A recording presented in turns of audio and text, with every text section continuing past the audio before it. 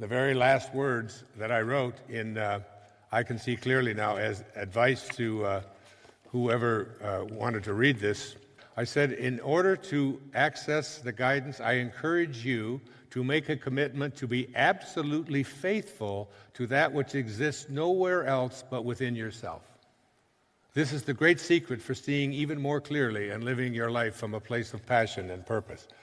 That there is something unique to you, even though we're all connected to each other. There's a calling, there's something inside each and every one of us.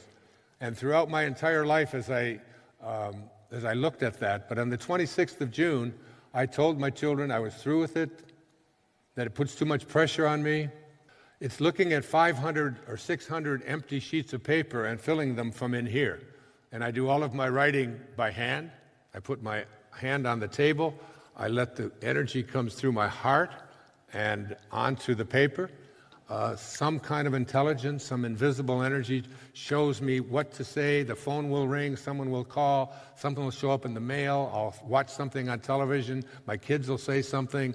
I'll read something in the newspaper, whatever it is, and off I go. It's like there's this invisible guidance, and it's there for not only for me, but for all of us, regardless of what our whatever dharma we signed up for before we ever showed up here on this planet. But it's tiring and exhausting, and I just said, I've just done enough of that. And I was 72 years old at the time. I said, I'm just going to let that go. That was the 26th of June. On the 27th of June, I woke up at 3 o'clock in the morning, and I had this calling, and I started writing. I said, I'm going to look at all of the factors, the circumstances, the people, the weird events, the kinds of things that showed up in my life that were directing me, that I'd be heading one direction here in my life, and all of a sudden I'd be turning right, or I'd be making an about face, or I'd be going off doing something else. I said, I'm just going to look at those things.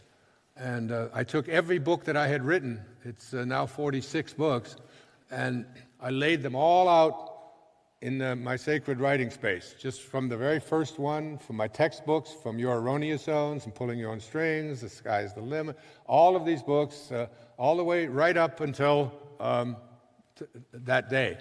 And I wrote, and I had to tell the kids, they were all taking over my house on Maui, so I had to go rent myself a place because I needed the quiet, the peacefulness. And I wrote every day for 5 months, every day, morning, noon, and night, again.